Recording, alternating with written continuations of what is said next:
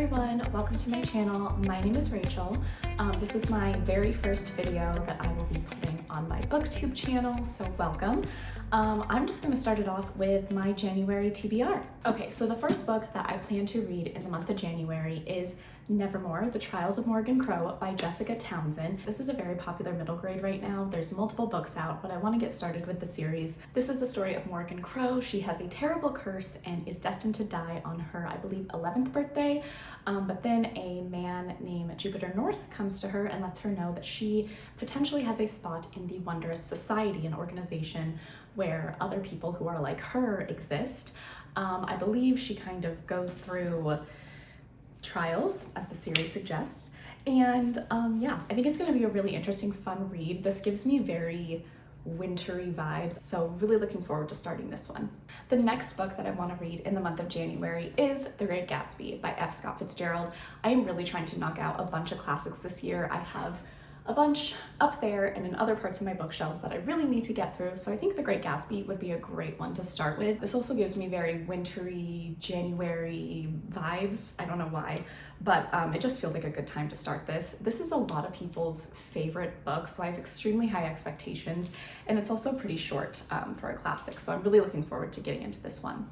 Switching gears a little bit here, the next book that I want to read in the month of January is The Spanish Love Deception by Elena Armas. This book doesn't really need any introduction.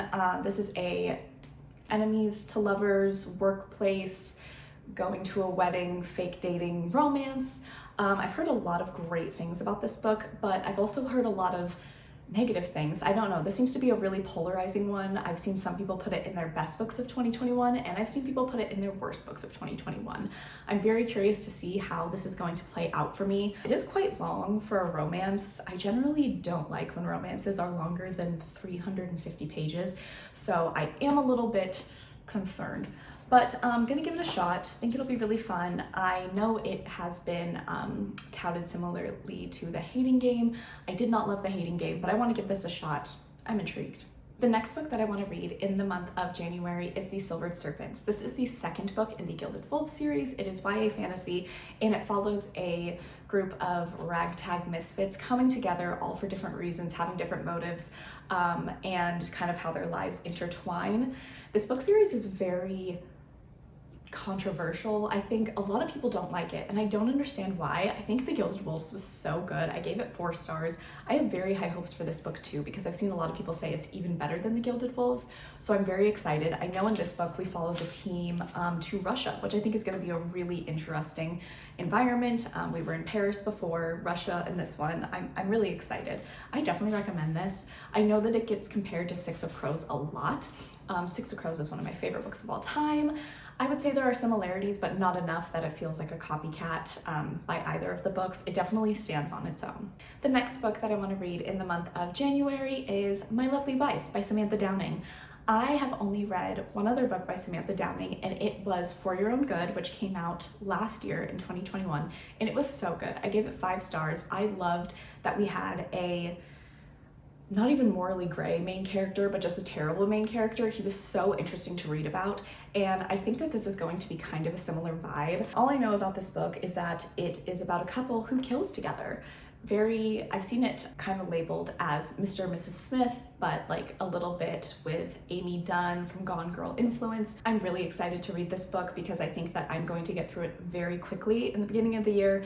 I like to read a few books that are just quick, easy, don't really have to think about them, just to beef up my Goodreads list. The next book that I am already reading this month is on my Kindle, and that is Secrets of a Summer Night by Lisa Klepis. I am, while also trying to enter my classics era, entering my historical romance era. Lisa Klepis, Eloisa James, Tessa Dare, those are authors that I really want to get into their backlist. I really like historical romances because they are light, airy, fun, sweet, have a little bit of spice in them, but all the problems that these characters come to deal with. It's very low stakes, it's very fun, it's very easy to get through.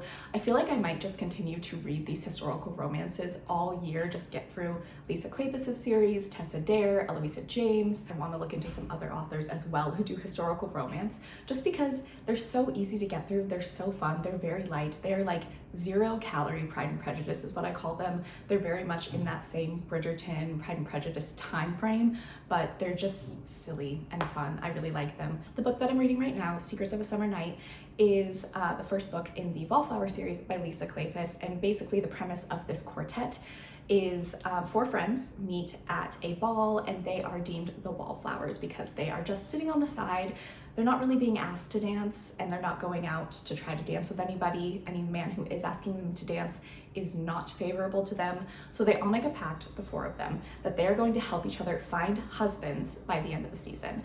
And it's really fun, it's really silly. Annabelle is our heroine in this story. Her father died, and her family has no money, she has no dowry, so she is seen very unfavorably in the society. So she is desperate to find a husband to help her mom and her brother and herself. She is fearful that she's going to have to resort to being someone's mistress.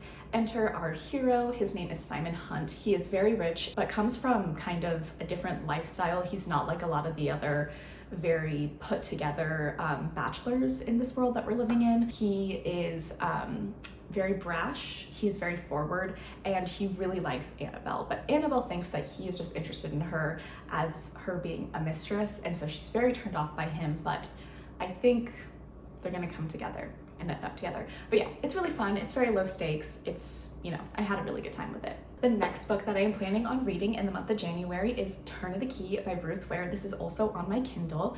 Here's a picture of it right here. This is a really popular book. I have not read any of Ruth Ware's books, but my mother-in-law is obsessed with them, so at her recommendation, I am picking them up. Turn of the Key, I believe, is about a babysitter who goes to take care of rich kids, and they live in this smart house, kind of like that Disney Channel movie Smart House, which really scared me as a kid, so I'm very interested to see how this book plays out. But I believe as our main character is nannying for these rich kids in this insane technological kind of IA house, she starts to hear noises that are very concerning upstairs. And that's about all I know, and that's all I want to know. I really like to go into thrillers completely blind, so that is my plan for Turn of the Key. Okay, the next book that I hope to get to in January is Clockwork Angel by Cassandra Clare. I am very late to the game with the entire Shadowhunter Chronicles world. These books were coming out when I was a kid, and I was always aware of them, but I never picked one up. But I decided I wanted to read them all because they are really booktube darlings. So I read the first 3 in the Mortal Instruments. They were okay, but now I am entering into the Infernal Devices, and I'm really excited to read this. I think the Infernal Devices is definitively known as the best part of the Shadowhunter Chronicles, so I'm really looking forward to it.